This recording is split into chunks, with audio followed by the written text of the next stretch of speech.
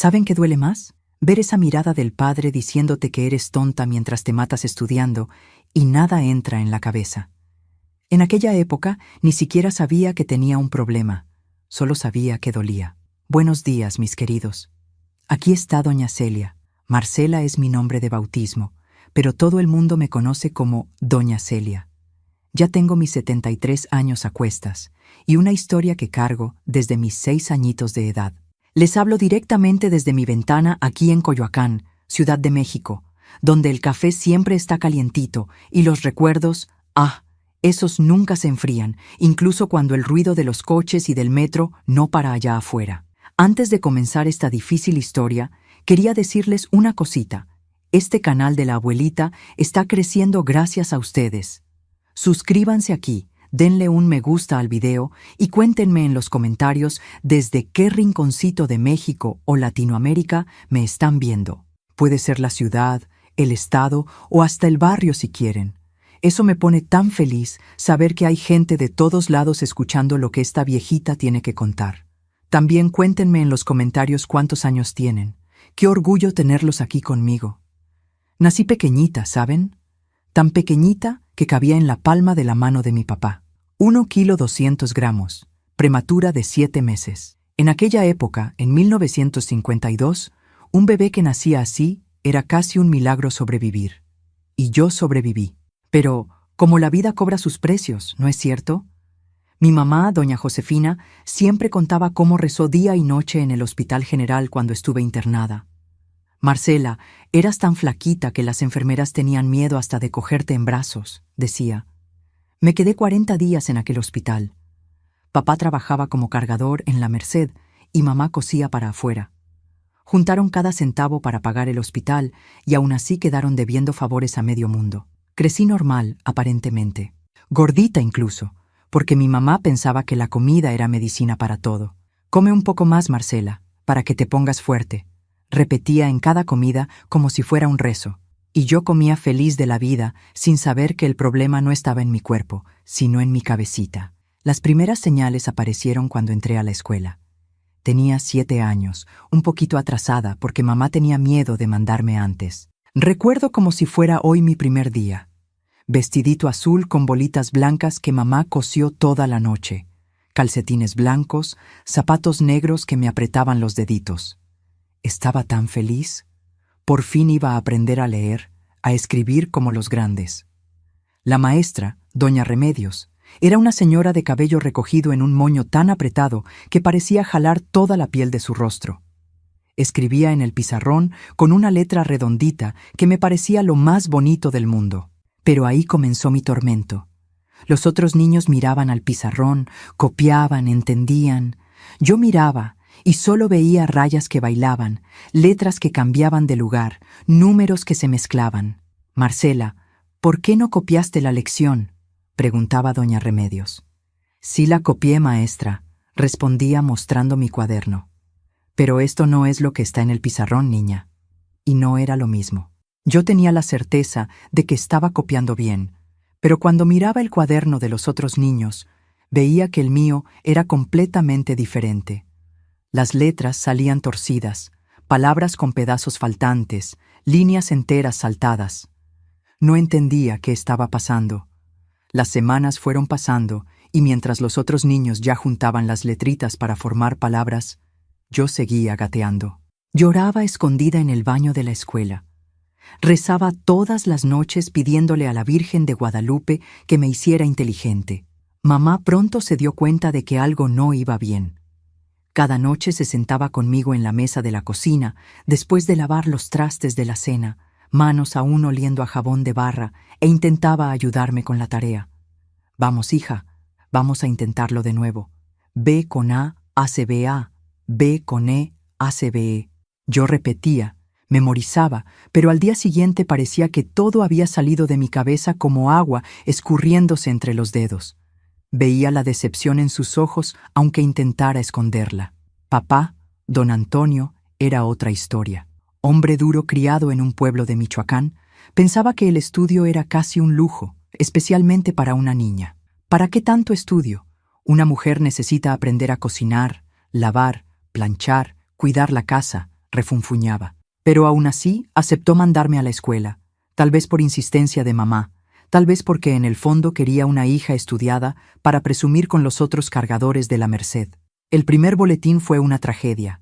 Notas bajas en todo, observaciones de la maestra diciendo que no prestaba atención, que hablaba demasiado, lo que era mentira. Yo era callada como una puerta, siempre parecía estar en las nubes. Mamá miró aquel papel, suspiró profundo y dijo bajito que iba a arreglarlo. Papá tuvo otra reacción. ¿Qué diablos es esto, niña? Estoy gastando dinero en material, en uniforme, ¿y tú me apareces con estas calificaciones? El papel temblaba en su mano grande y callosa. Esto es flojera, es vagancia. No quieres estudiar, quieres estar de ociosa. Pero yo estudio, papá. Intenté explicar ya con lágrimas en los ojos. Te juro que estudio. Mentirosa. Y encima estás saliendo como la familia de tu madre, todos unos inútiles. Mamá se interpuso tratando de defenderme, pero se calló cuando él levantó la mano. No pegó, pero el gesto fue suficiente. En esa casa, la última palabra siempre era de él. Al día siguiente, mamá me llevó a escondidas al médico. El doctor Armando era amigo de la familia desde hacía años, incluso me había traído al mundo. Consultorio simple en la planta baja de su casa, allá en Xochimilco, oliendo a medicinas y cloro. Le contó todo lo que estaba pasando en la escuela. El doctor me examinó, hizo preguntas, me pidió dibujar, escribir, leer algunas palabras. Después miró muy serio a mi madre. Doña Josefina, Marcela tiene lo que llamamos dificultad de aprendizaje, probablemente debido al nacimiento prematuro. Algunas áreas del cerebro pueden no haberse desarrollado completamente. Mamá se puso blanca como el papel. ¿Pero tiene cura, doctor? No es una enfermedad para tener cura, doña Josefina. Es una condición. Marcela no es tonta, ni mucho menos. Su cerebro simplemente funciona diferente. Necesitará más tiempo, más paciencia, métodos distintos de enseñanza. Salimos del consultorio con una carta del médico para la escuela y una sensación extraña. Por primera vez, mi problema tenía un nombre, una explicación. No era flojera, no era falta de esfuerzo, era algo en mi cerebro que no podía controlar. Mamá guardó la carta en su bolsa, apretó mi mano y dijo: «No le vamos a contar nada a tu papá por ahora, ¿está bien?» No lo entendería. Y así comenzó nuestro secreto. La carta fue entregada en la escuela y doña Remedios, aunque sin entender bien lo que yo tenía, empezó a prestarme más atención. Se sentaba conmigo después de clases unos 15 minutos. Me mostraba las letras con más calma. Mamá compró un cuaderno especial con líneas más gruesas que ayudaba un poco. Me esforzaba tanto que llegaba a soñar con los números y letras. Dormía con el libro bajo la almohada, como si el conocimiento pudiera pasar por ósmosis durante la noche. Rezaba, hacía promesas, imploraba a Dios que me hiciera igual a los otros niños. Las calificaciones mejoraron un poquito, pero aún estaban lejos de ser buenas. Cada lección era una batalla, cada examen un tormento. Las palabras seguían bailando en el papel, los números se revolvían como si tuvieran vida propia. En casa, mamá se convirtió en mi maestra particular. Después de que papá se dormía, se sentaba conmigo en la cocina, con la luz tenue de un quinqué para ahorrar energía, y me enseñaba a su manera, paciente. Inventaba canciones para que yo memorizara las letras, dibujaba figuras que me ayudaban a recordar las formas. La A parece una casita con una persona dentro, ¿ves? La B es una señora panzoncita de espaldas. Poco a poco, muy poco a poco, fui aprendiendo. No como los otros niños, no al ritmo que la escuela esperaba, pero a mi manera. Fue cuando el doctor Armando sugirió que repitiera el año. Sería mejor que Marcela tuviera más tiempo para asimilar la materia. Forzarla a seguir adelante solo la frustrará más. Mamá estuvo de acuerdo, pero ahí venía el problema mayor. ¿Cómo contárselo a mi papá? Don Antonio tenía un orgullo tonto de decir a sus amigos que su hija estaba en la escuela, aprendiendo. De vez en cuando me pedía mostrarles a otros que yo sabía leer, haciéndome deletrear los titulares del periódico viejo que traía del trabajo. Yo tartamudeaba, me equivocaba, sudaba frío, y él meneaba la cabeza decepcionado. ¿Ves? No prestas atención. La maestra dice que eres buena alumna, pero yo solo veo flojera. La escuela envió el boletín final en diciembre de 1960. Reprobada. La palabra sellada en rojo parecía gritar desde el papel. Mamá tomó el sobre antes de que pudiera mostrárselo a mi papá y lo escondió dentro de su colchón. Le contaremos después de Navidad, hija. No vamos a arruinar las fiestas. Aquella fue una Navidad extraña. Recibí una muñeca de trapo que mamá hizo a escondidas, un vestido nuevo cosido con retazos que sobraban de su trabajo, y un sentimiento pesado de fracaso que ningún regalo podría envolver. Mientras ayudaba a hacer el pavo, un lujo que solo teníamos una vez al año, pensaba en cómo sería el año siguiente, volviendo a la misma aula, viendo las miradas de los compañeros que habían pasado de año. En la noche de Año Nuevo, después de que los vecinos se fueron y papá ya había bebido de más, me llamó a la sala. Entonces, Marcela, ¿ya tienes el resultado de la escuela? ¿Pasaste de año? Mi corazón se disparó. Miré a mamá, que estaba en la cocina, e hizo un gesto discreto para que no dijera nada. Pero papá se dio cuenta del intercambio de miradas. ¿Qué están escondiendo de mí? No, papá, tartamudeé. Es que la escuela todavía no dio el resultado. Fue la primera vez que mentí directamente a él. La mentira salió torcida, igual que mis letras en el cuaderno. Papá entrecerró los ojos, desconfiado. ¿Cómo que no dio el resultado? Ya es fin de año. Los otros niños de la calle ya saben si pasaron. Es que la maestra dijo que iba a mandar por correo. Mamá entró en la sala en ese momento, secándose las manos en el delantal. Antonio, deja a la niña. Año nuevo, vamos a hablar de cosas buenas. Él miró de una a otra, la desconfianza creciendo. Hay gato encerrado. Ustedes dos me están ocultando algo. El resto de aquella noche fue un silencio pesado. Papá bebió un poco más y se quedó dormido en el sillón viejo de la sala. Mamá me acostó, besó mi frente y dijo: «Todo va a estar bien, hija. Mañana lo resolvemos».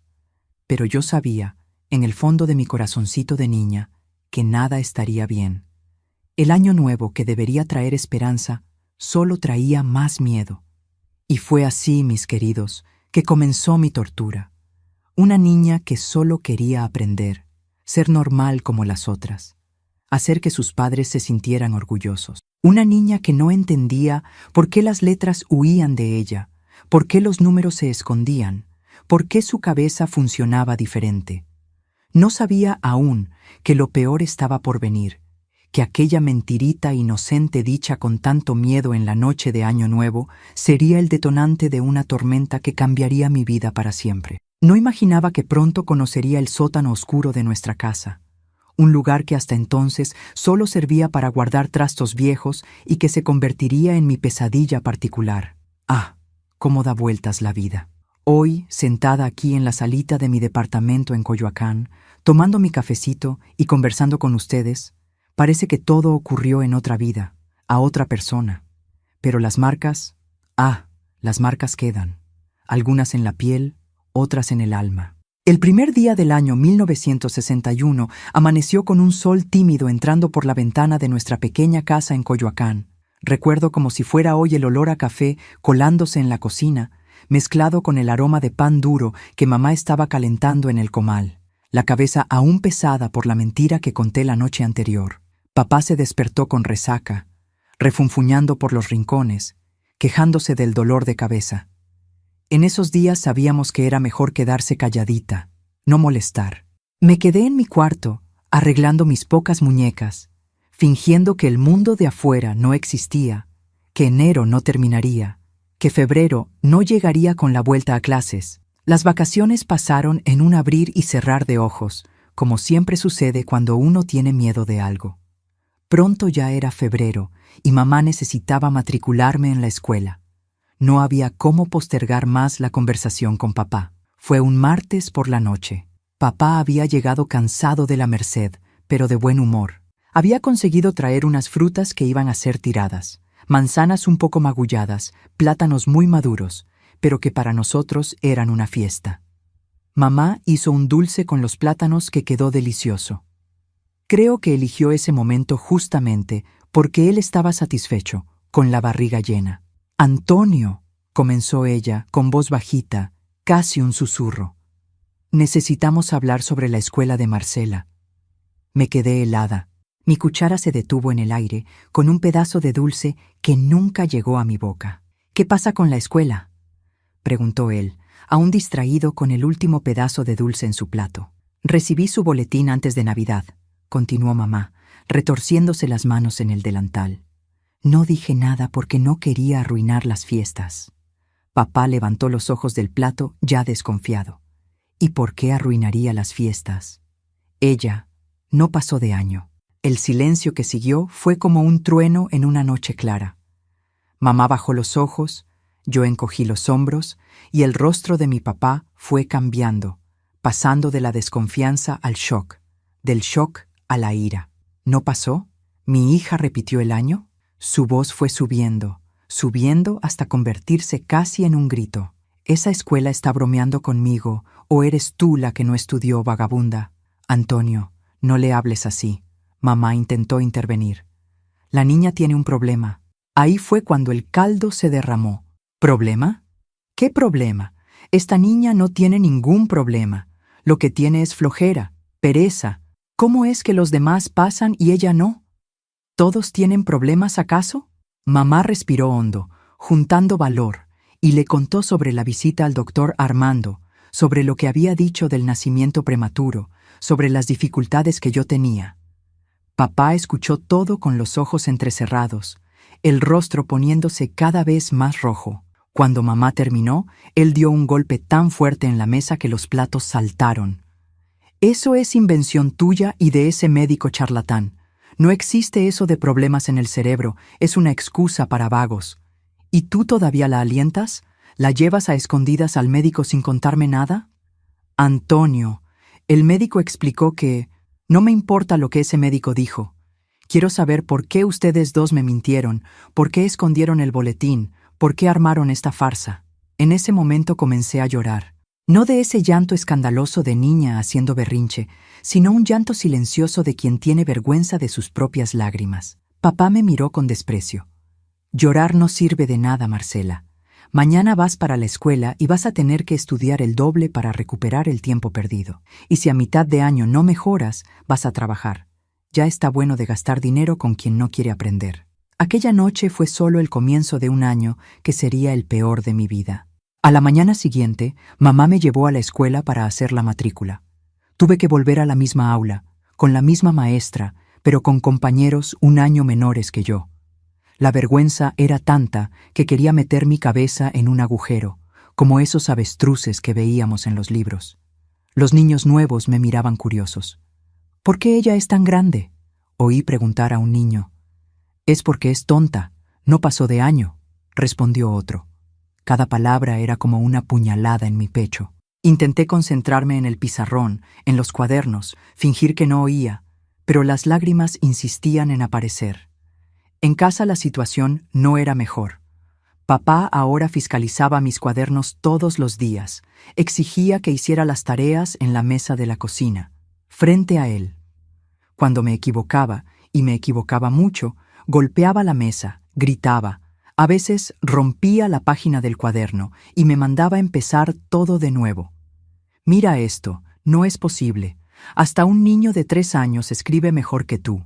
Yo intentaba explicar que no era a propósito, que no podía ver bien las letras, que parecían saltar en la página.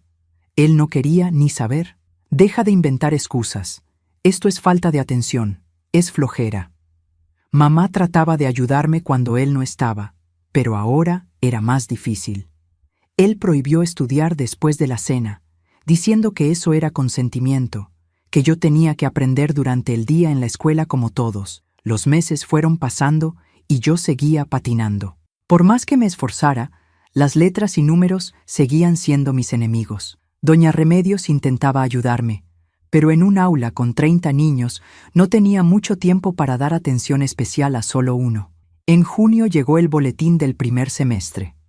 Mis notas seguían malas, algunas incluso peores que el año anterior. La maestra escribió una observación. Marcela demuestra esfuerzo, pero continúa con dificultades graves de aprendizaje. Recomiendo evaluación especializada. Cuando papá vio aquel papel, pensé que el mundo se acabaría. Primero se quedó en silencio, un silencio pesado que era peor que cualquier grito. Después arrugó el boletín en una bola y lo tiró al suelo. Está decidido. No vas más a la escuela. Vas a empezar a trabajar conmigo en la Merced. Al menos aprendes a hacer algo útil. Mamá se desesperó. Antonio, solo tiene 8 años. Es contra la ley sacarla de la escuela. ¿Y quién va a denunciarme? La niña puede seguir matriculada, pero no va a asistir a clases. Me va a ayudar en el trabajo por la mañana y estudiar por la tarde en casa. Si no aprende en la escuela, va a tener que aprender en la vida. Fue así como, con 8 años de edad, comencé a acompañar a mi papá al trabajo.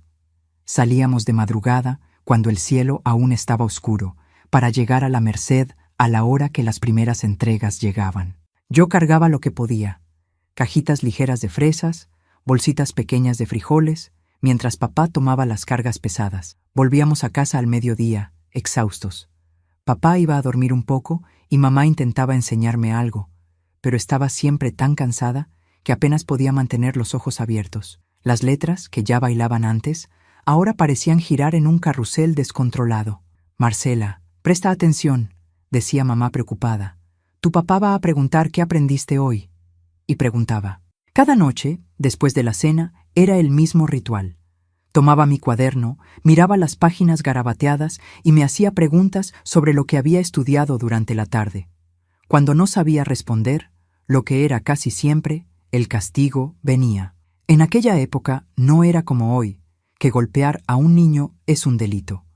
Era normal, aceptado, incluso esperado que los padres corrigieran a los hijos con palmadas, cinturones, chanclas. Pero papá tenía una manera especial de castigar que no dejaba marcas en la piel, solo en el alma. Me ponía de rodillas sobre maíz, de cara a la pared, por 1 hora o más, o me hacía mantener los brazos abiertos, sosteniendo libros pesados hasta que mis músculos temblaban de cansancio. A veces me encerraba en el armario de la cocina, un espacio estrecho y oscuro donde apenas se podía respirar. A ver si así aprendes a valorar el estudio, decía girando la llave. Mamá lloraba a escondidas, pero no podía hacer nada. En nuestra casa, su palabra era ley, y si ella intentaba defenderme demasiado, le tocaba a ella también. Esta rutina de trabajo y castigos continuó por meses. En la escuela, mi presencia era cada vez más rara. Mamá inventaba excusas, que estaba enferma, que tenía consulta médica, pero la directora ya sospechaba. En una de las pocas veces que fui, me llamó a su oficina. Marcela, ¿por qué has faltado tanto?, preguntó con esa mirada de adulto que sabe que algo está mal. Tragué saliva, recordando la advertencia de mi papá antes de salir de casa. Si cuentas algo a alguien, el castigo será peor. He estado ayudando a mi mamá en casa. Mentí, los ojos fijos en el suelo. Anda enferma. La directora no me creyó, claro, pero ¿qué podía hacer? En aquella época, en 1961, no existía el DIF como lo conocemos hoy. No había esa fiscalización que hay ahora. Un niño que no iba a la escuela era solo un número más en la estadística. Al final de aquel año, ni siquiera tuve que hacer los exámenes finales. Ya había reprobado por inasistencia. El boletín llegó por correo y mamá consiguió esconderlo de nuevo, pero esta vez no se podía postergar más lo inevitable. Antonio, comenzó ella una noche, cuando pensé que lo peor ya había pasado, que él había olvidado el asunto. Marcela reprobó de nuevo. Nunca olvidaré la mirada que me lanzó. No era ira, no era decepción, era algo peor, algo frío, calculado. Ya lo esperaba, dijo, sorprendentemente calmado. Esa no tiene remedio. Esa calma me asustó más que cualquier grito. Papá era como una tormenta, ruidoso, violento, pero pasaba. Esta tranquilidad repentina era como la calma antes del huracán. La Navidad de 1961 fue aún más triste que la anterior. No recibí regalos, no participé en la cena. Me quedé encerrada en mi cuarto de castigo, oyendo a la familia celebrar del otro lado de la puerta. Mamá consiguió traerme un pedazo de buñuelo a escondidas, pero fue todo. En la celebración de Año Nuevo, mientras los vecinos lanzaban cohetes y brindaban con sidra barata, Yo estaba acostada en la cama fingiendo dormir, pero en realidad orando. Pedía a Dios, a todos los santos que conocía, que el año nuevo fuera diferente, que ocurriera un milagro y papá me perdonara, que finalmente lograra aprender como los otros niños. Poco sabía yo que mis plegarias serían atendidas de la peor manera posible. Que 1962 comenzaría con una noche que cambiaría mi vida para siempre. Una noche que, incluso después de tantos años, todavía me hace despertar sudando, gritando en la oscuridad, como si aún fuera aquella niñita de 8 años aterrorizada, siendo arrastrada al sótano. Pero eso, mis queridos, es una historia que todavía tengo que encontrar fuerzas para contar. Porque incluso ahora, más de 60 años después, los recuerdos de aquel sótano oscuro todavía me causan escalofríos. Todavía siento el olor a humedad, la humedad en las paredes, la oscuridad que parecía tragarlo todo, hasta la esperanza. Primera noche de enero de 1962. Nunca olvidaré esa fecha. Está marcada en mi alma como si hubiera sido quemada con hierro al rojo vivo. El reloj de la sala acababa de dar las 12 y yo fingía dormir, acurrucadita bajo la manta delgada, escuchando el ruido de los últimos cohetes estallando allá lejos. La casa estaba quieta. Mamá ya se había retirado después de arreglar la cocina, cansada de la pequeña celebración que tuvimos. Solo nosotros tres y el silencio pesado que parecía un cuarto invitado a la mesa. Papá había bebido más de lo habitual, pero no estaba alterado. Al contrario, estaba con esa calma aterradora que había aparecido en los últimos días, desde que supo de mi segunda reprobación. El sueño finalmente estaba llegando cuando escuché la puerta de mi cuarto abrirse despacito. Pensé que sería mamá viniendo a darme un beso de buenas noches, como a veces hacía cuando papá ya estaba dormido. Pero el fuerte olor a cigarro y tequila que invadió el cuarto me alertó que no era ella. «Despierta». La voz de mi papá sonó baja, controlada. «Sé que no estás dormida». Abrí los ojos despacio, el corazón latiendo tan fuerte que parecía que iba a saltar por mi boca. Papá estaba parado en la puerta, una silueta oscura recortada contra la luz débil del pasillo. No podía ver bien su rostro, pero sentía su mirada fija en mí. «Levántate y ven conmigo», ordenó sin alzar la voz, sin hacer ruido. «No quiero despertar a tu mamá». Aquel pedido, no despertar a mamá, fue lo que más me asustó. Papá nunca se preocupaba si mamá oía los castigos que me daba. Al contrario, parecía hacer cuestión de que ella presenciara, como si quisiera mostrar quién mandaba allí. Salí de la cama temblando, aún en camisón, los pies descalzos en el suelo frío de cemento pulido. Seguí a papá por el pasillo oscuro. Bajamos la escalera que crujía en cada escalón. Mi corazón parecía que iba a explotar de miedo. ¿A dónde me llevaba? ¿Qué había planeado con esa calma aterradora de los últimos días? Cuando se detuvo frente a la puerta del sótano, entendí, y el pavor subió por mi garganta como bilis. El sótano de nuestra casa era un lugar que yo evitaba a toda costa. Quedaba debajo de la escalera, tenía un techo bajo donde ni papá conseguía estar de pie. Era oscuro, húmedo, lleno de polillas y cucarachas. Servía de depósito para trastos viejos, herramientas oxidadas, cajas de cartón mohosas con cosas que nadie usaba pero que no tenía el valor de tirar. «Papá, por favor», murmuré, las lágrimas ya escurriendo antes mismo de saber lo que me aguardaba. «Te prometo que voy a estudiar más, voy a aprender, lo juro».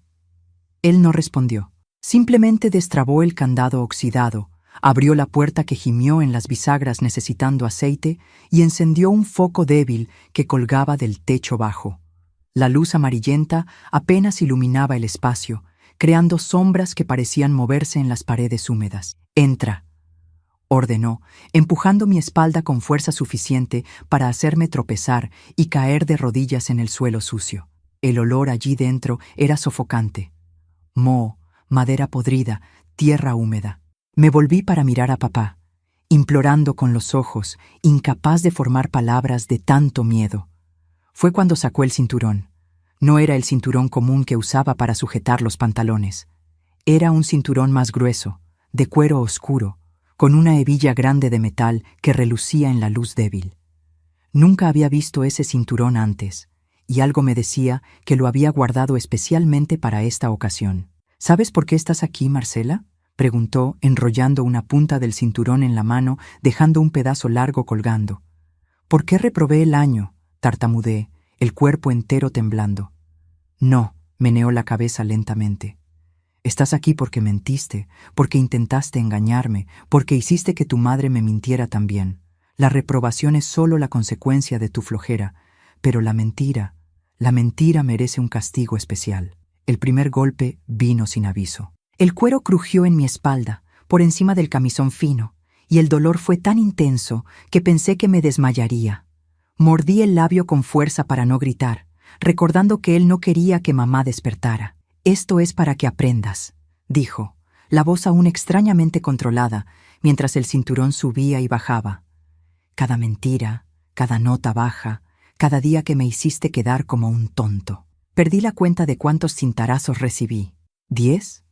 ¿Tal vez más? En algún momento mis piernas cedieron y caí de lado en el suelo sucio, encogiéndome como un animalito herido, tratando de proteger mi rostro con los brazos. Cuando finalmente paró, estaba casi inconsciente de dolor. Oí el ruido del cinturón siendo colocado encima de una caja vieja. Pensé que lo peor había pasado, que me llevaría de vuelta al cuarto, pero estaba equivocada.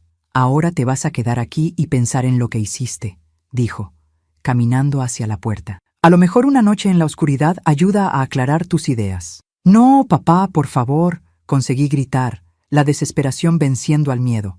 No me dejes aquí. Pero él ya estaba afuera, con la mano en la puerta. Mañana, si estoy de buen humor, tal vez te saque. Si lloras o haces ruido, te quedas más tiempo.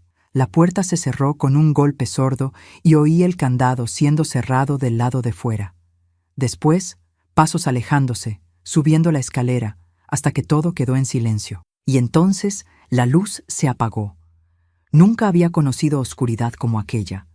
Era densa, sofocante, parecía tener peso y textura. No se podía ver ni la propia mano frente al rostro. El sótano no tenía ventanas, ninguna rendija de luz entraba allí. Los sonidos, por otro lado, parecían amplificados. El goteo constante de agua en algún rincón, el arrastrar de las cucarachas en las paredes, y otros ruidos que mi mente aterrorizada transformaba en monstruos, en fantasmas, en cosas terribles viniendo a atraparme en la oscuridad. Me acurruqué en el rincón más seco que pude encontrar, tanteando en la oscuridad, abrazando mis rodillas. La espalda me ardía terriblemente donde el cinturón había marcado. Temblaba de frío, de miedo, de dolor. Mis dientes castañeteaban y los apretaba con fuerza, con miedo de que el ruido llegara al piso de arriba e irritara aún más a mi papá. Las horas se arrastraron como si fueran días, sin reloj, sin luz, sin noción del tiempo. Cada minuto parecía una eternidad.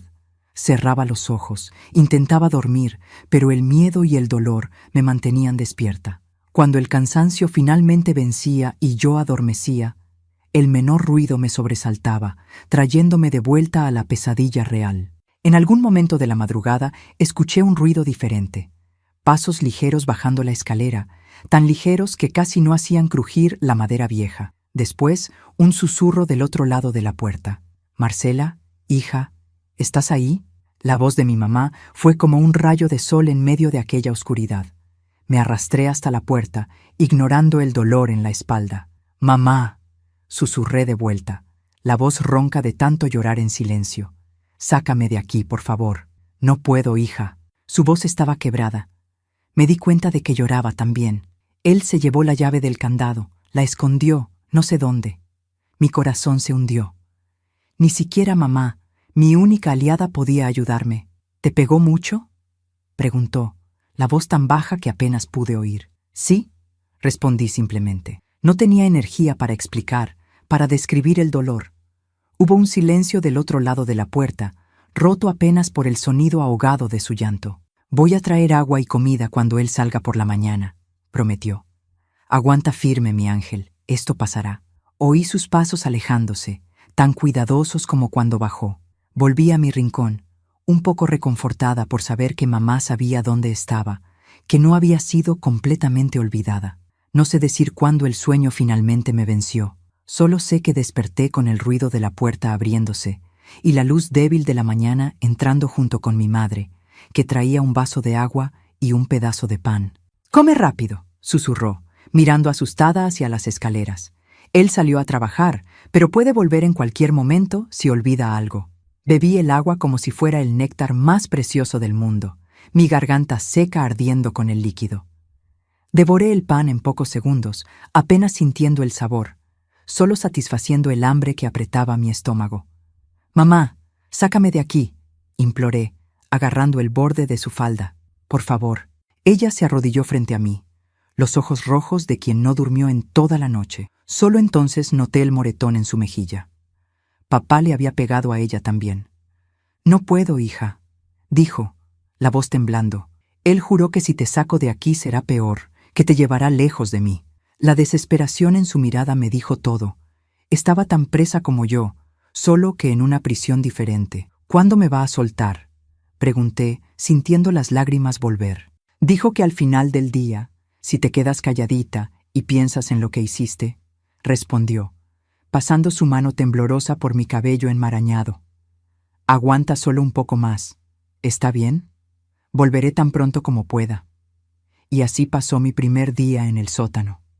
Mamá consiguió volver 2 veces más, una en la comida, otra a media tarde, siempre trayendo un poco de agua, un pedazo de pan y el miedo estampado en los ojos de ser descubierta. Cuando cayó la noche, la oscuridad volvió a apoderarse del sótano. Mamá me había dejado una vela y cerillos escondidos en un rincón, por si los necesitaba, pero me advirtió que solo los encendiera si era muy necesario, para no llamar la atención con la luz por debajo de la puerta. El segundo día amaneció y nada de que papá viniera a soltarme. Mamá apareció por la mañana, el rostro aún más demacrado. «Él dijo que necesita más tiempo para pensar», explicó. «Tal vez mañana». El tercer día vino y se fue. Mi cuerpo dolía de estar encogido en el suelo duro, la espalda aún ardía de los cintarazos, y el frío de la noche penetraba en los huesos. Mamá seguía trayendo el mínimo de comida y agua que podía esconder, siempre con el mismo miedo en la mirada, siempre con la misma promesa: «Mañana debes soltarte». El cuarto día desperté con ruidos de discusión viniendo del piso de arriba. La voz de papá alterada, la de mamá suplicando. No podía distinguir las palabras exactas, pero el tono era claro. Ella estaba pidiendo que me soltara. Él se negaba. Entonces, silencio. Después, pasos pesados bajando la escalera. Mi corazón se disparó cuando oí el candado siendo abierto. La puerta se abrió de par en par, y ahí estaba él, el rostro contorsionado en una expresión que mezclaba ira y algo más. ¿Placer, tal vez? Placer en verme allí, derrotada, sucia, encogida de miedo.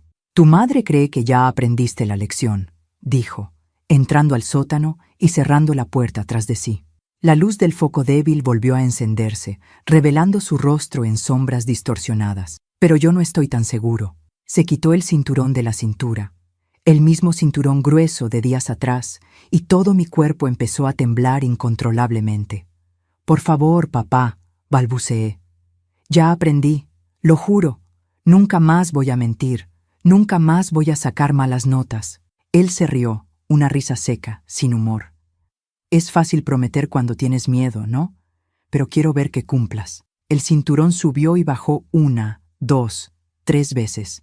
No tenía más fuerza ni para protegerme, solo me encogí más, sintiendo cada golpe abrir nuevos cortes por encima de los que aún no habían cicatrizado. Cuando se cansó, tiró agua fría sobre mí, agua que había traído en un balde que solo entonces noté al lado de la puerta.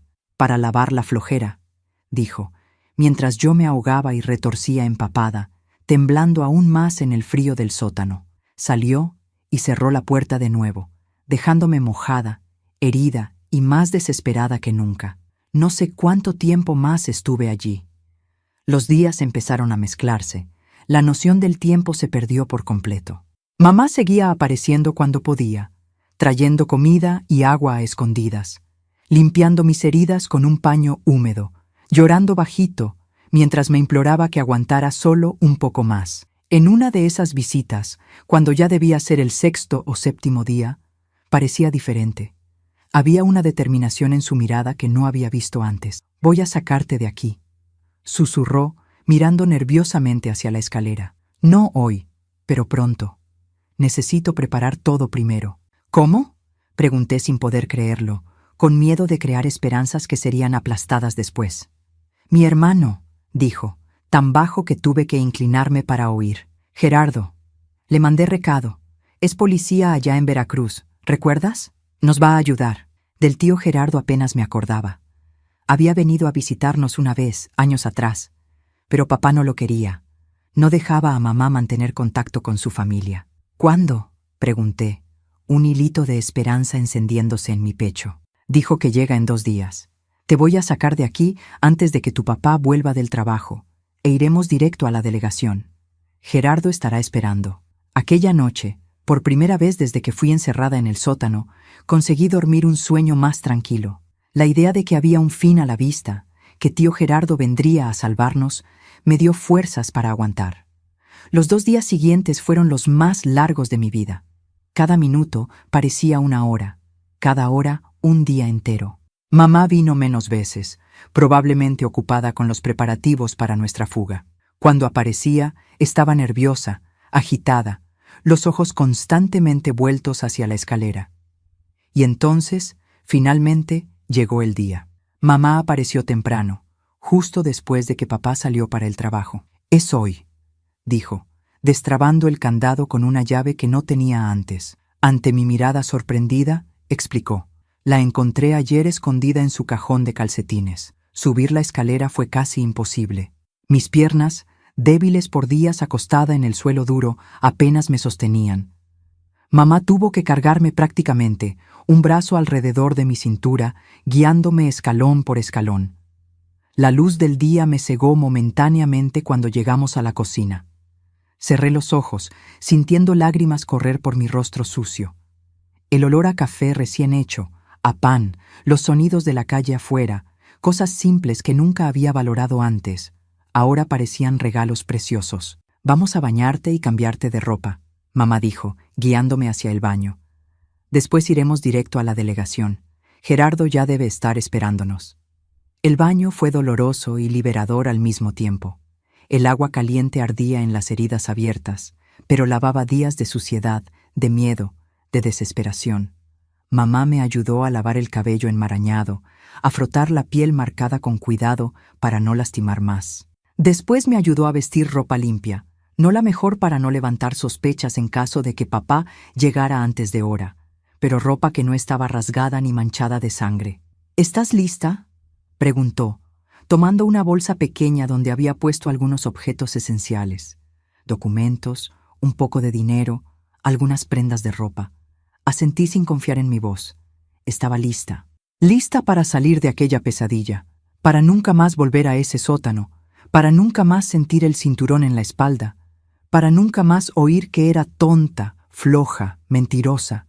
Lo que no sabía, mientras mamá abría la puerta de entrada y me guiaba hacia la calle soleada, es que nuestra verdadera liberación apenas comenzaba, que el camino sería largo y difícil, pero que por primera vez en mucho tiempo había luz al final del túnel. Y esa luz tenía nombre: justicia. El aire fresco de enero golpeó mi rostro como una bendición cuando salimos de nuestra casita en Coyoacán. Mis ojos, acostumbrados a la oscuridad del sótano, ardían con la claridad del día. Me aferré fuerte a la mano de mamá mientras caminábamos apresuradas por la acera caliente.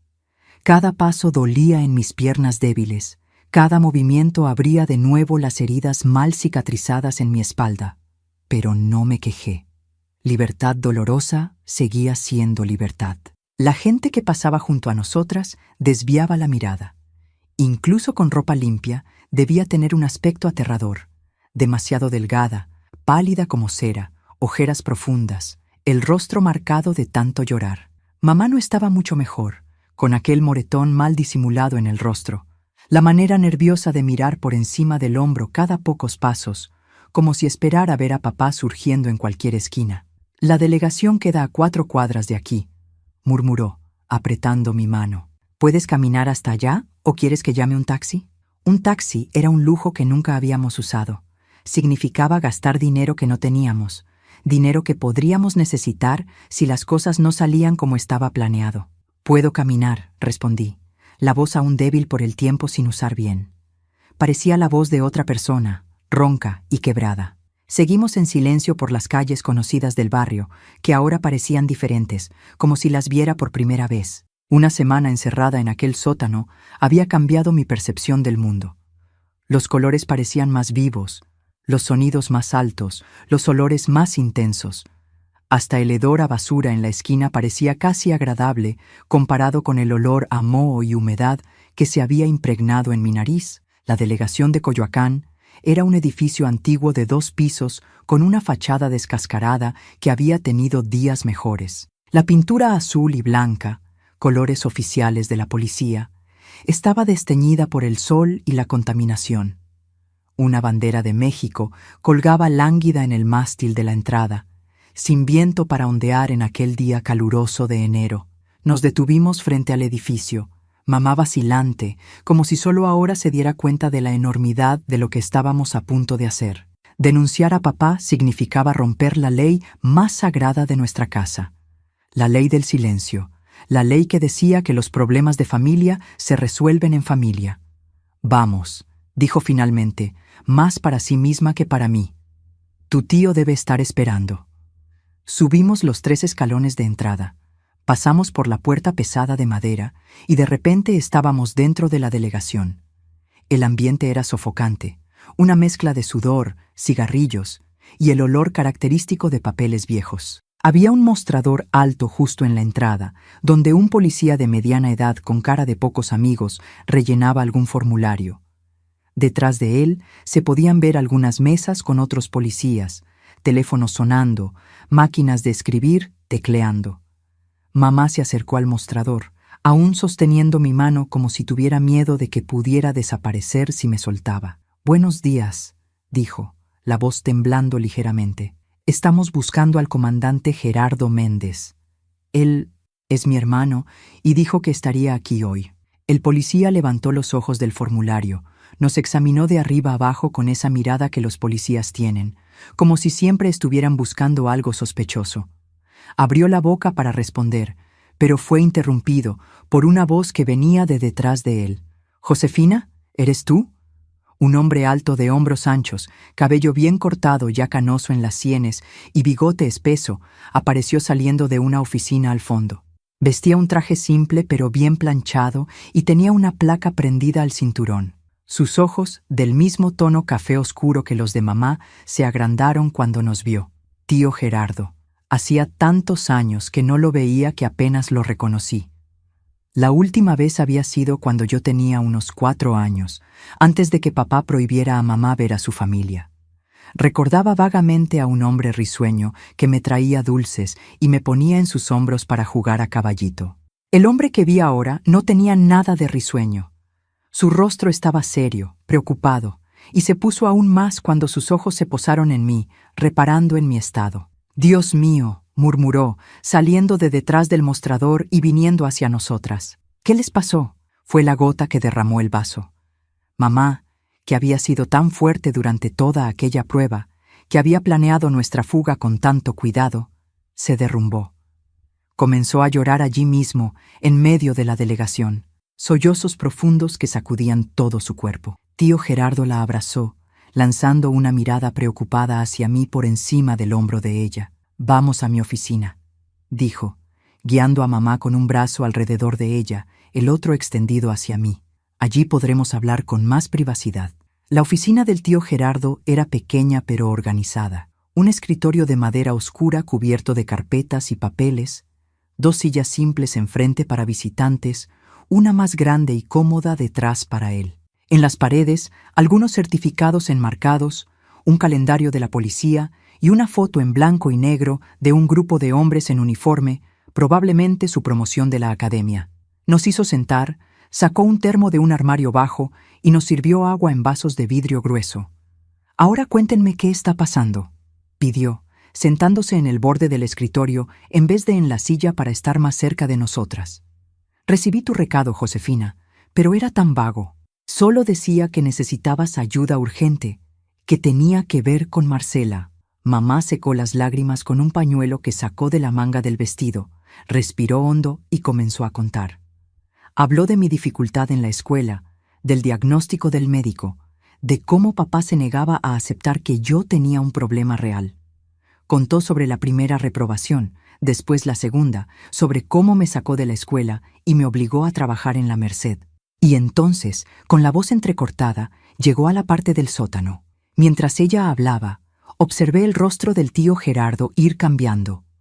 Al principio había solo preocupación, después sorpresa, luego incredulidad, y finalmente una rabia contenida que hacía su mandíbula tensarse, el bigote temblar ligeramente. ¿La mantuvo encerrada por una semana?, preguntó, la voz controlada pero con una tensión evidente. ¿Sin comida adecuada, sin higiene básica, en un sótano húmedo y oscuro? Mamá asintió, incapaz de repetir los detalles que ya había proporcionado. ¿Y esto?, señaló el moretón en su rostro. ¿Fue él también? Otro asentimiento silencioso. Tío Gerardo respiró hondo, como si intentara calmarse.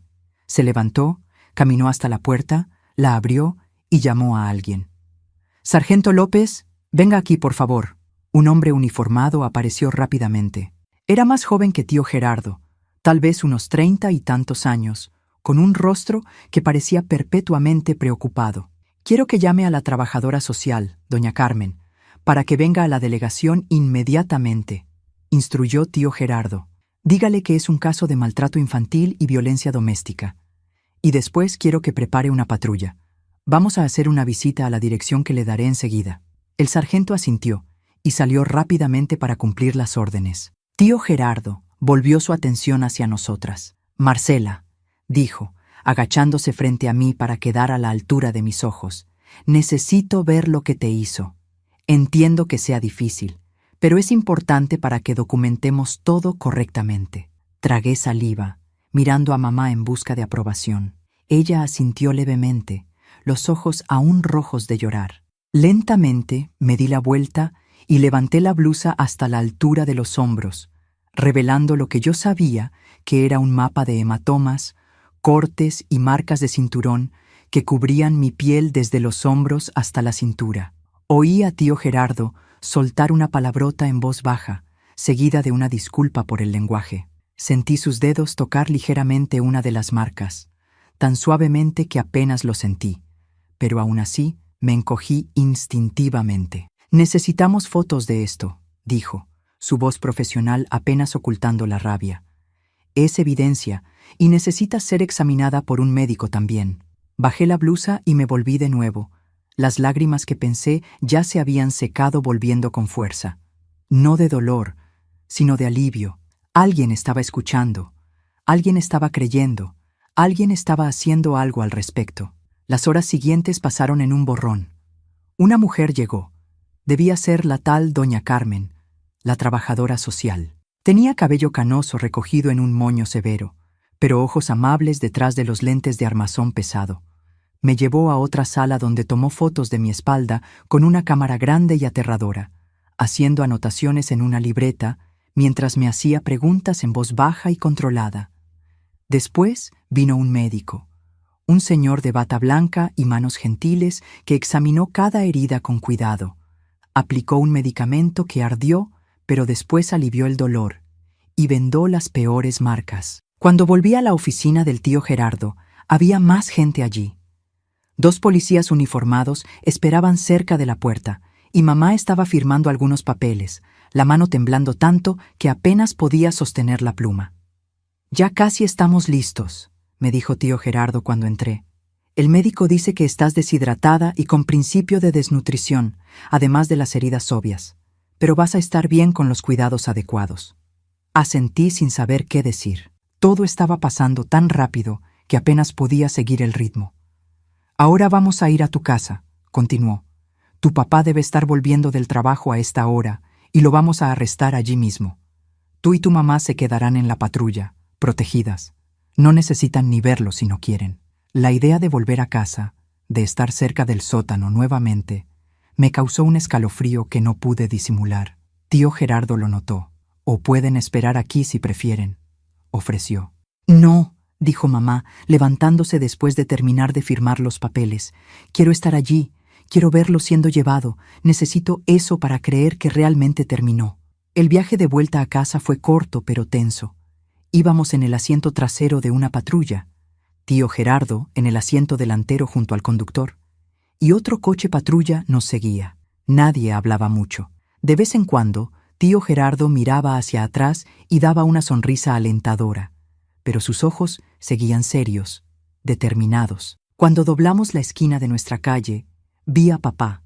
Estaba llegando a casa, aún vistiendo la ropa de trabajo sucia de la Merced, cargando una bolsa que probablemente contenía sobras de frutas y verduras que conseguía agarrar al final del día. Al ver las patrullas detenerse frente a nuestra casa, se detuvo confundido. Entonces, sus ojos se fijaron en el coche donde estábamos, y aún a través del vidrio sentí su mirada encontrar la mía. Por un momento vi sorpresa en su rostro, después comprensión, y finalmente una rabia tan intensa que me hizo encogerme en el asiento. Tío Gerardo y los otros policías salieron de los coches y se acercaron a él. No podía oír lo que decían, pero vi a papá gesticulando, señalando el coche donde estábamos, su rostro poniéndose cada vez más rojo. Entonces, en un movimiento demasiado rápido para que los policías lo previeran, soltó la bolsa y salió corriendo. «¡Hijo de su!», oí exclamar a tío Gerardo. Papá era rápido, acostumbrado al trabajo pesado en la Merced, conocedor de cada callejón y pasaje del barrio. Dobló una esquina y desapareció de vista, con los policías justo detrás. Nos quedamos en el coche, mamá sosteniendo mi mano tan fuerte que dolía, ambas en silencio, atrapadas en un limbo de esperanza y miedo. ¿Y si escapaba? ¿Y si volvía después para vengarse? Las mismas preguntas debían estar pasando por la cabeza de ella, porque sentí su mano temblar en la mía. Minutos que parecieron horas pasaron hasta que vimos a los policías regresar. Entre ellos, esposado y con un corte en la ceja que sangraba bastante, estaba papá. Tenía la mirada de un animal acorralado, furioso, asustado, peligroso. Cuando pasaron junto a la patrulla donde estábamos, giró la cabeza y escupió en dirección al coche. El escupitajo ni siquiera llegó cerca, pero la intención estaba clara. Incluso derrotado, capturado, todavía tenía suficiente odio para toda una vida más de violencia. Tío Gerardo lo empujó dentro de la otra patrulla con más fuerza de la necesaria, cerrando la puerta con un estruendo antes de venir hacia nosotras. «Atrapé al desgraciado tratando de saltar una barda allá en la calle Centenario», dijo, limpiándose el sudor de la frente con un pañuelo. Se cayó de cara al suelo, bien merecido. Miró a las dos, aún congeladas en el asiento trasero, y su rostro se suavizó. «Se acabó», dijo suavemente. «Él ya no les hará daño. Va a responder por todo lo que hizo». De alguna manera, oír esas palabras de la boca del tío Gerardo, un comandante, un hombre de la ley, hizo que todo fuera real. Se acabó. Realmente se acabó. Ya no tendríamos que vivir con miedo. No habría más castigos en el sótano. No habría más cinturones, gritos y humillaciones. Las lágrimas vinieron de nuevo, pero esta vez no intenté contenerlas. Lloré abiertamente, sollozando como la niña que era, dejando salir todo el dolor, todo el miedo, toda la tristeza de aquellos días terribles. Mamá me abrazó, llorando también, y nos quedamos así por un largo tiempo, consolándonos mutuamente mientras la patrulla que llevaba a papá se alejaba en dirección a la delegación. Tío Gerardo nos dio unos minutos, luego abrió la puerta del coche. «Necesitamos recoger algunas cosas de ustedes», dijo. «Ropa, documentos, lo que sea necesario. No van a poder quedarse aquí». «¿A dónde vamos?», pregunté, la voz entrecortada por el llanto. «¿A Veracruz contigo?». «Sí», respondió como si fuera obvio. «Tengo un departamento pequeño pero cómodo. Hay espacio para ustedes dos hasta que encontremos algo mejor. Pero tu trabajo es aquí», dijo mamá, pareciendo confundida. «¿Cómo vas a hacer?». «Me están trasladando a Veracruz la semana que viene», explicó. «Por eso vine a Ciudad de México, para arreglar los últimos detalles del traslado. Tu recado llegó en el momento justo. Fue como si el destino hubiera conspirado a nuestro favor después de tanto tiempo conspirando en contra. El traslado del tío Gerardo, el hecho de que estuviera en Ciudad de México justo cuando más lo necesitábamos, la llave del candado que mamá encontró, pequeñas coincidencias que juntas significaron nuestra salvación. Entramos a casa una última vez, acompañadas por tío Gerardo y uno de los policías.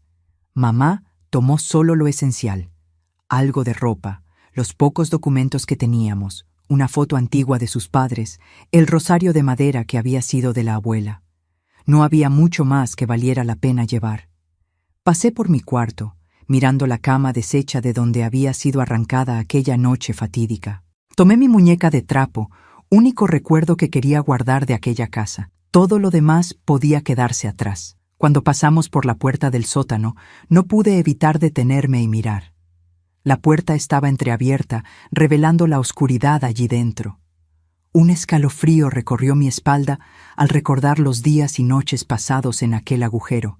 Nunca más, murmuré para mí misma, nunca más nadie me encerrará en ningún lugar. Salimos de la casa sin mirar atrás. El sol ya se estaba poniendo, pintando el cielo de Ciudad de México con tonos de naranja y rosa que parecían demasiado hermosos para un día como aquel. Entramos nuevamente en la patrulla, ahora con algunas bolsas que contenían nuestras pertenencias, y partimos hacia la delegación.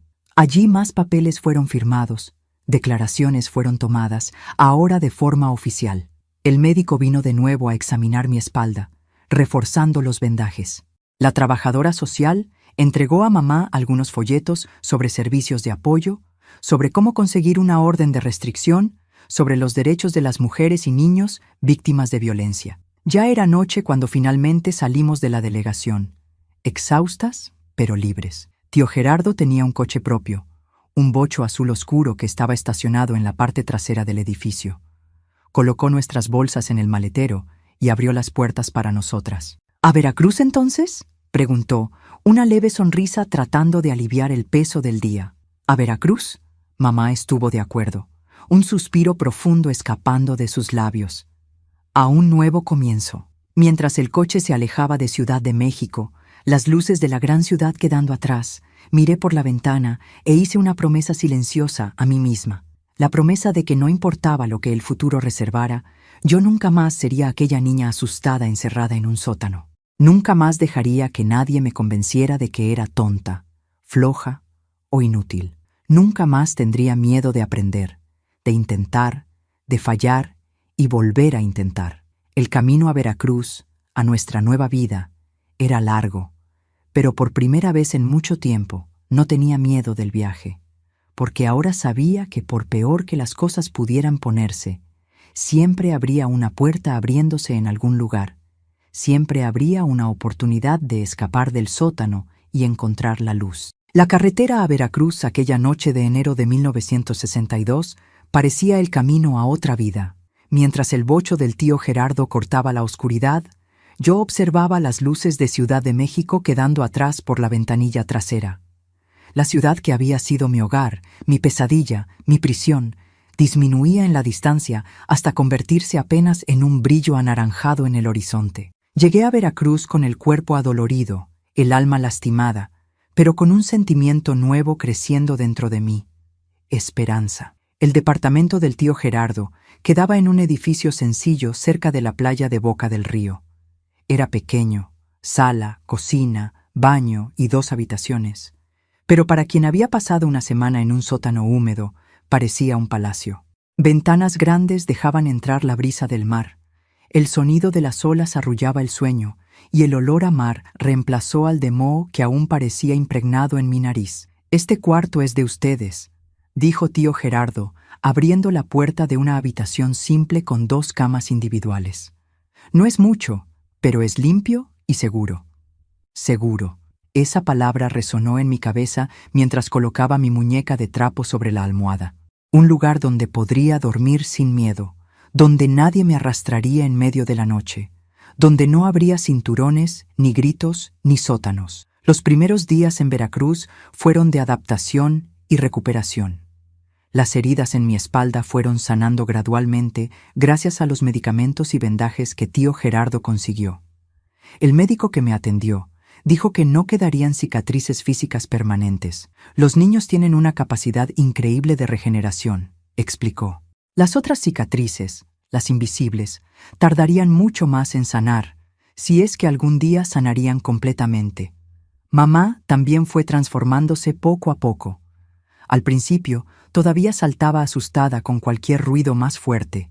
Todavía miraba nerviosamente hacia la puerta, como si esperara ver a papá entrando en cualquier momento. Pero con el paso de las semanas, su rostro fue perdiendo aquella expresión permanente de miedo.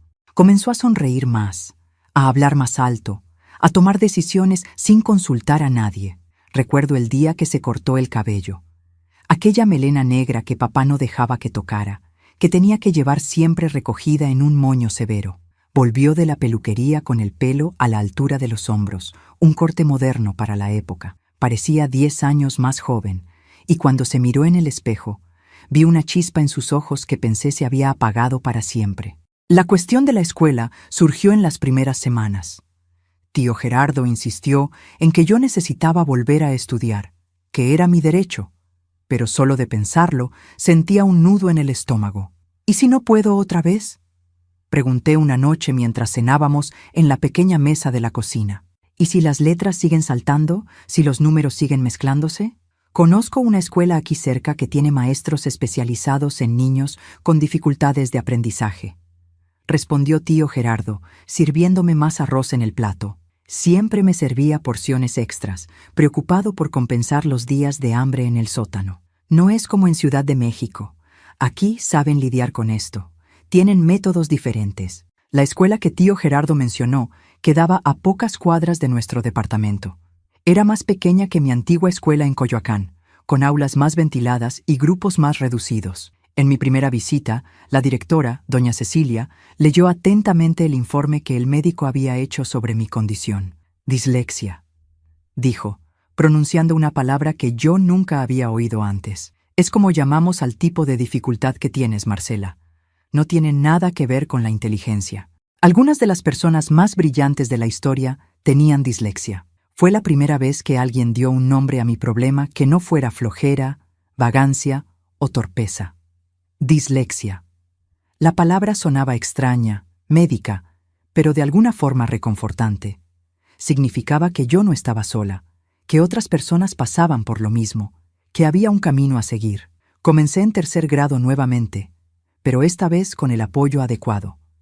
Mi maestra, doña Lucía, tenía experiencia con niños disléxicos. Me enseñó técnicas para lidiar con las letras bailarinas. Usaba materiales coloridos que ayudaban a distinguir los sonidos. Y lo más importante, tenía paciencia infinita. No existe un tiempo correcto para aprender, me decía cuando me frustraba por no seguir el ritmo de los demás. Cada uno tiene su propio reloj interior. Los primeros meses fueron difíciles. Años de ser llamada tonta habían dejado marcas profundas en mi autoestima. Cada error me hacía esperar un grito, una humillación, un castigo que no llegaba. En su lugar, recibía una sonrisa alentadora, una nueva explicación, una oportunidad de intentarlo nuevamente.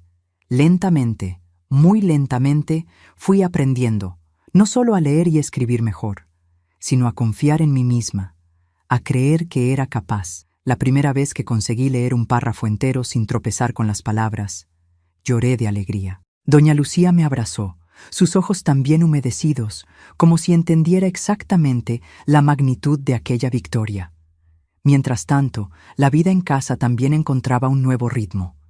Tío Gerardo trabajaba durante el día en la delegación de Veracruz, y mamá consiguió un empleo en una tienda de ropa en el centro.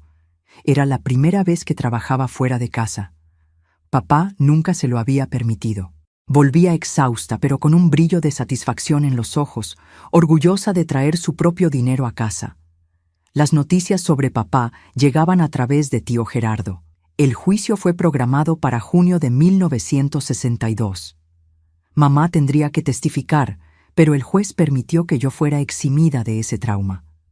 Mi declaración ya había sido tomada y sería leída durante el proceso. Cuando llegó el día, desperté con una sensación extraña en el pecho. Incluso a cientos de kilómetros de distancia, incluso sabiendo que él estaba preso y no podía alcanzarme, el miedo aún estaba allí, enroscado como una serpiente alrededor de mi corazón. Mamá partió temprano con tío Gerardo hacia Ciudad de México. Me quedé con doña Carmen, la trabajadora social que se había vuelto amiga de la familia y vivía en el mismo edificio que nosotros. Pasé el día inquieta, incapaz de concentrarme en los libros o en los juegos que ella sugería para distraerme. Solo regresaron tarde en la noche. Oí la llave en la puerta y corrí a la sala, ansiosa por noticias. El rostro de mamá estaba pálido, agotado, pero había algo diferente en sus ojos, una mezcla de alivio y resolución. 15 años, fue todo lo que dijo, sentándose pesadamente en el sofá. 15 años de prisión, el máximo que la ley permitía en la época para los crímenes que papá había cometido. Parte de mí sintió alivio. Él estaría lejos por mucho tiempo. No podría hacernos daño. Otra parte sintió una tristeza confusa, difícil de explicar incluso ahora, tantos años después. Al fin y al cabo, por más monstruo en que se hubiera convertido, seguía siendo mi padre. ¿Él dijo algo?, pregunté vacilante. Mamá intercambió una mirada con tío Gerardo antes de responder. No se arrepintió de nada, dijo finalmente. Dijo que hizo lo que cualquier padre haría con una hija desobediente y una esposa traidora. Aquellas palabras confirmaron lo que en el fondo ya sabía. El papá que conocíamos, o creíamos conocer, se había perdido hace mucho tiempo. Tal vez nunca hubiera existido realmente. El hombre condenado en aquel tribunal era apenas una cáscara vacía llena de rabia y amargura. «Es mejor que lo olvides, Marcela», continuó mamá acariciando mi cabello. «Vamos a construir una vida nueva aquí, solo nosotras dos». Y fue lo que hicimos. Los años siguientes fueron de reconstrucción, de descubrimientos, de pequeñas y grandes victorias. Mamá fue ascendida en la tienda, después consiguió un empleo mejor en una boutique más sofisticada. Yo seguí estudiando, cada año con menos dificultad que el anterior, gracias a las técnicas que aprendí para lidiar con la dislexia. En 1965, tío Gerardo se casó con doña Carmen, la trabajadora social. Fue una ceremonia sencilla en el registro civil, seguida de un almuerzo en el departamento que decoramos con flores del jardín del edificio. Por esa misma época, conseguimos alquilar nuestro propio departamento, un lugar pequeño pero acogedor a pocas cuadras de la playa. La vida en Veracruz tenía un ritmo diferente al de Ciudad de México. Más lento, más amable, como las olas que iban y venían en la playa que se convirtió en mi refugio. Los domingos por la mañana, mamá y yo tomábamos una canasta con frutas y sándwiches y pasábamos el día entero sentadas en la arena, conversando, leyendo, sí, leyendo, o simplemente mirando el mar en un silencio confortable. Terminar la primaria fue un logro que celebramos con un pastel de chocolate que mamá hizo especialmente para la ocasión. Entrar a la secundaria fue otro hito importante. Cada grado completado era una victoria contra el fantasma de aquel hombre que me había llamado tonta, que había intentado convencerme de que nunca sería nada. En 1968 recibí la noticia que cambiaría nuevamente el curso de mi vida. Tío Gerardo llegó a casa una noche, el rostro grave, y pidió hablar con mamá en privado. Me quedé en la sala fingiendo leer un libro, pero en realidad tratando de escuchar la conversación en la cocina. Solo conseguí captar fragmentos, pero fue suficiente para entender. Papá había muerto en prisión. Los detalles vinieron después, en conversaciones susurradas que no eran para mis oídos, pero que logré captar de todas formas. Una pelea entre reclusos, un cuchillo improvisado, un guardia que llegó demasiado tarde. No sentí tristeza, no sentí alegría, solo un vacío extraño, como si una puerta finalmente se hubiera cerrado. Mamá parecía sentir lo mismo. No lloró, no se lamentó, solo asintió cuando tío Gerardo preguntó si quería que él se encargara del entierro. «Haz lo mínimo necesario», dijo. «No iremos al funeral». Y no fuimos. Aquel día, mientras en algún lugar de Ciudad de México un ataúd sencillo descendía a la tierra con los restos del hombre que había sido mi padre, Yo estaba en la escuela presentando un trabajo sobre historia de México. La vida continuaba sin mirar atrás. Los años 70 llegaron con todos sus cambios y novedades. Yo ya era una adolescente, descubriendo música, moda, amistades y los primeros amores. La dislexia seguía ahí, pero había aprendido a convivir con ella, a no dejar que me definiera. Todavía tenía que estudiar más que los otros. Todavía necesitaba más tiempo para leer y escribir, pero ya no me sentía menos por eso. En 1972 presenté examen para la carrera de pedagogía. Quería ser maestra, ayudar a otros niños como yo, que tenían dificultades que nadie comprendía. Mamá se sintió tan orgullosa cuando fui aceptada que dio una fiesta para todo el vecindario, sirviendo pastel y refrescos para quien apareciera. La universidad fue otro desafío superado. Cada examen, cada trabajo, cada presentación era una batalla contra la dislexia, pero eran batallas que ya sabía cómo pelear.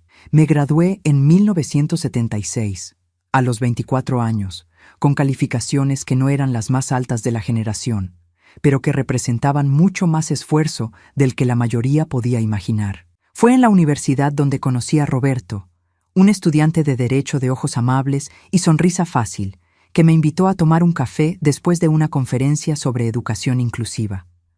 Al principio dudé. Los hombres me asustaban, traían recuerdos que prefería olvidar. Pero Roberto era diferente, paciente, respetuoso, comprensivo cuando le conté sobre mi pasado, sobre las cicatrices que no se veían. Nos casamos en 1978, en una ceremonia sencilla en la playa, con pocos invitados, pero mucho amor. Mamá lloró durante toda la ceremonia, pero eran lágrimas de felicidad. Ella misma nunca volvió a casarse. Nunca más quiso otro hombre en su vida. Ya tuve suficiente amor para toda una vida, decía cuando alguien preguntaba, con una sonrisa enigmática que nunca supe descifrar completamente. Roberto y yo tuvimos 2 hijos, Pablo en 1980 y María en 1983. Cuando Pablo comenzó a mostrar los mismos signos de dificultad que yo había tenido en la escuela, los reconocí inmediatamente. Esta vez no hubo pánico. No hubo vergüenza, solo la certeza de que él tendría todo el apoyo que yo no tuve, que nunca pasaría por lo que yo pasé. La vida siguió su curso, con alegrías y tristezas, como cualquier otra. Mamá nos dejó en 1995, de forma tan suave como había vivido sus últimos años. Se durmió una noche y no despertó a la mañana siguiente. Tío Gerardo partió pocos años después, en 1998, dejando un vacío inmenso en nuestra familia. Roberto se jubiló de la abogacía en 2010, yo de la escuela especial que ayudé a fundar en 1985. Nuestros hijos crecieron, se graduaron, construyeron sus propias familias. Pablo se convirtió en médico especializado en neurología infantil. María siguió mis pasos y se hizo maestra, trabajando con niños con necesidades especiales. Y ahora, a mis 73 años, sentada aquí en esta ventana de Coyoacán, donde volví a vivir después de que Roberto partió en 2018, miro hacia atrás y veo una vida que podría haber sido completamente diferente si no fuera por aquella madrugada de enero de 1962, cuando mamá encontró el valor para sacarme del sótano y pedir ayuda. Mis queridos que me han escuchado hasta aquí, esta es la historia de doña Celia, una niña que fue llamada tonta, pero se convirtió en maestra, que fue encerrada en un sótano, pero encontró la libertad, que fue quebrada, pero se reconstruyó más fuerte. Si están pasando por momentos difíciles, si sienten que están atrapados en su propio sótano, sea cual sea, sepan que siempre hay una salida, siempre hay una luz al final del túnel. Solo necesitan dar el primer paso hacia ella. Antes de despedirme, quería hacer una petición especial. Si esta historia tocó su corazón, den un me gusta al video y suscríbanse aquí al canal Memorias de las Abuelas. Esto ayuda mucho a esta viejita a seguir compartiendo sus historias y tal vez ayudando a otras personas que están pasando por dificultades similares. Un abrazo apretado de esta abuela que, a pesar de todo, cree en el amor, en la fuerza de la justicia y en la capacidad que todos tenemos de reconstruirnos, no importa cuántas veces la vida intente derribarnos. Hasta el próximo video, mis queridos.